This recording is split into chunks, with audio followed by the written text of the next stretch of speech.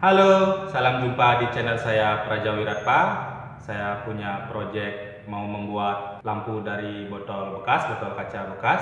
Tapi saya butuh alat pemotong botol karena botolnya nanti agak sedikit dimodifikasi. Saya kali ini mau membuat alat pemotong botol kaca dengan bahan-bahan komponen-komponen dari rice cooker bekas. Ini rice cooker bekas sudah tidak bisa digunakan. Ini nanti komponennya mau saya ambil, mau saya jadikan alat pemotong botol kaca bekas. Bagaimana saya membuatnya?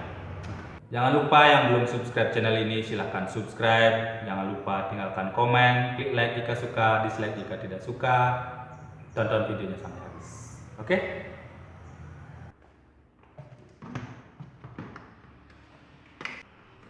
Rice cookernya harus dibongkar total, semua bagian-bagiannya harus dikeluarkan. Karena di sini saya harus mengambil komponen pemanasnya yang ada di dalam rice cooker ini. Dan komponen pengamas saya juga mengambil kabel-kabel yang memiliki pelindung tahan panasnya.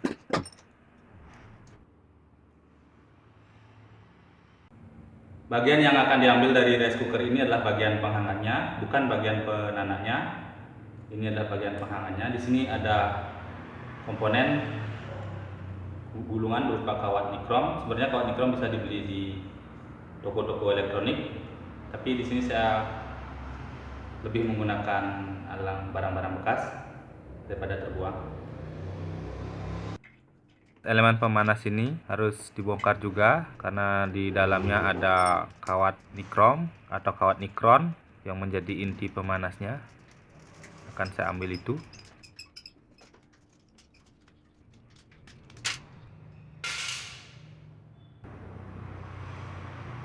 Ini adalah kawat nikrom.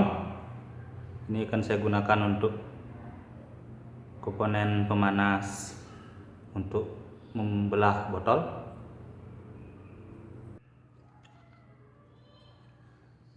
Inti elemen pemanas ini berupa gulungan kawat nikrom yang digulung di kertas kaca.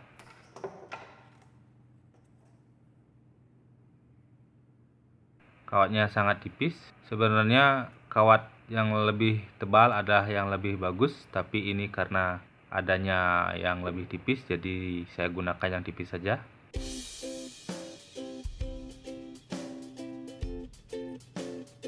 Saya akan membuat pemotong botol kaca ini berbentuk gunting yang ujungnya berupa lingkaran. Nanti di lingkaran ujung gunting ini akan saya gulung, akan saya lilitkan dengan kawat nikrom yang sudah didapat tadi dari rice cooker besar. Membuat gunting ini pertama-tama saya buat dulu lingkaran. Saya buat dahulu cincin yang diameternya sama dengan diameter botol yang akan saya potong, maka yang akan saya gunakan. Setelah cincinnya jadi, saya buatkan tangkainya, dua tangkai seperti tangkai kaca gunting. Tangkai ini saya satukan ke cincin pemotongnya nanti. Setelah tangkai guntingnya ini saya satukan, saya buatkan engsel seperti engsel pada gunting. Saya gunakan dua plat besi yang cukup tebal dengan memotong-motongnya dan mengebor-ngebornya.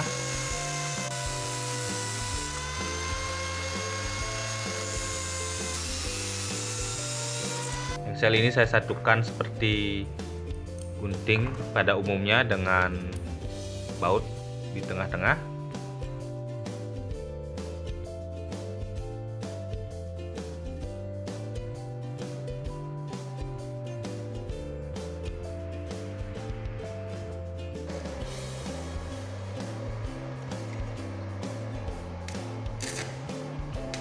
Bautnya saya las agar tidak mudah lepas saat digunakan. Saya rapikan kedua tangkai ini.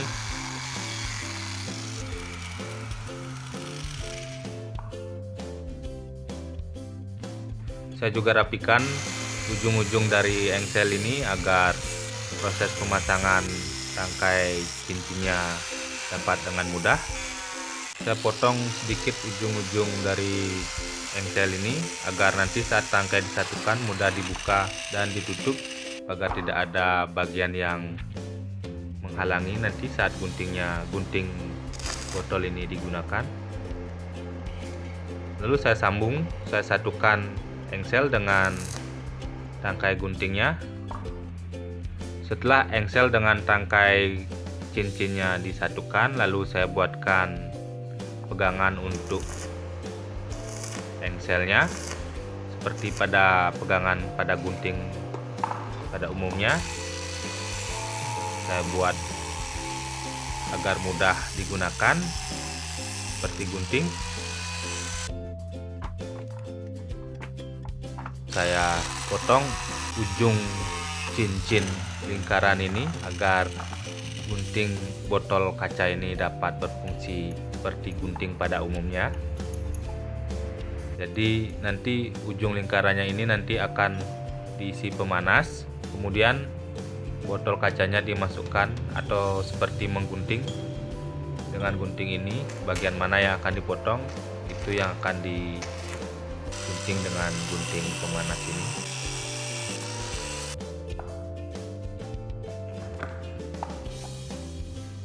Setelah rangka gunting pemanas ini jadi, pada cincinnya saya gulung dengan lembaran fiberglass. Saya gunakan fiberglass untuk menutup cincin ini karena fiberglass adalah isolator yang paling tahan panas. Bahan ini hampir sama dengan kertas kaca yang digunakan saat membongkar rice cooker sebelumnya. Saya pastikan tidak ada besi yang terbuka. Jika terbuka itu sangat membahayakan saat digunakan karena bisa strumnya bisa bocor sehingga mengenai tangan, kita bisa mati nanti. Kedua ujung gunting ini, kedua belahan cincin ini saya gulung dengan fiberglass.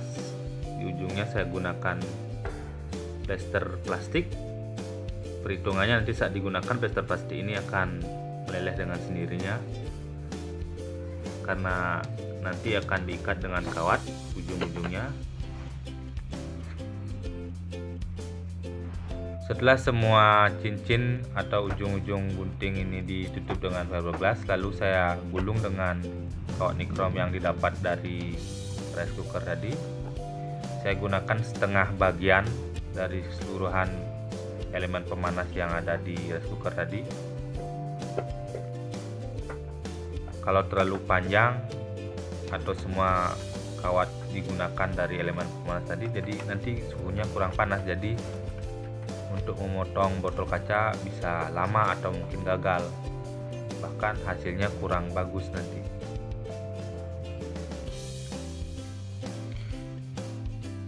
Saya juga menggunakan kabel yang didapat di dalam rice cooker tadi, kabel yang sudah diberi pelindung anti panas untuk menghubungkan ujung-ujung gulungan kawat nikrom dari belahan cincin yang satu ke belahan cincin yang lain.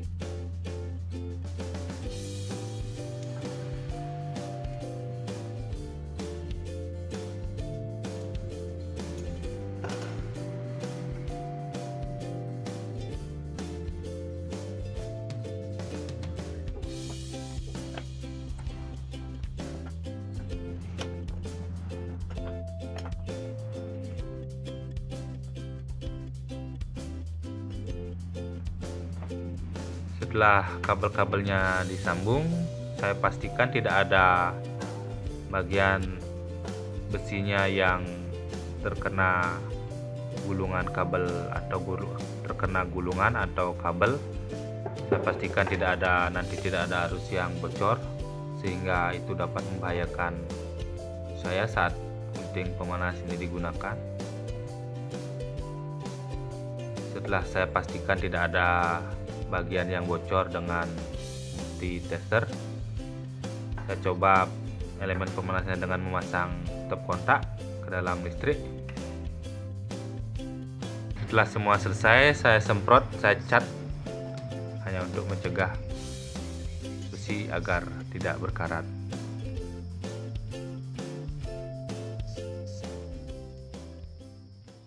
Alat potong botol kacanya kita coba sekarang. Semoga ini berfungsi dengan baik.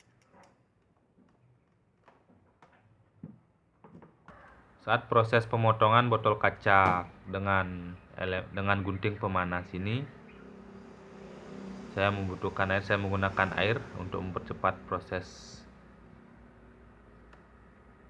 pemotongan kaca, karena jika kaca diberi panas kemudian dicelupkan ke dalam air yang dingin, seketika itu akan membuat kaca lebih cepat retak atau pecah.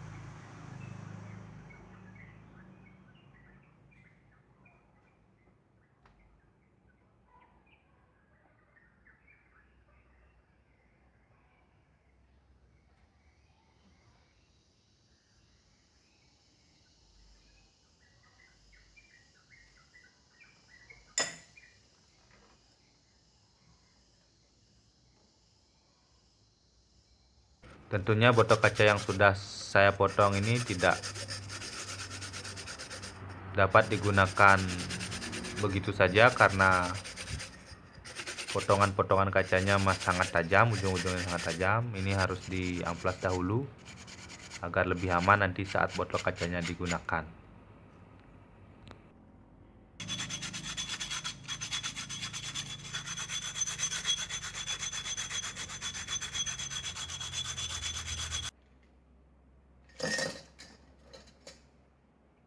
Yang sudah menonton, terima kasih telah menonton. Jangan lupa share ke akun media sosial yang kamu miliki. Jika suka silahkan like, jika tidak suka bisa dislike. Jangan lupa subscribe bagi yang belum subscribe. Oke? Terima kasih telah menonton.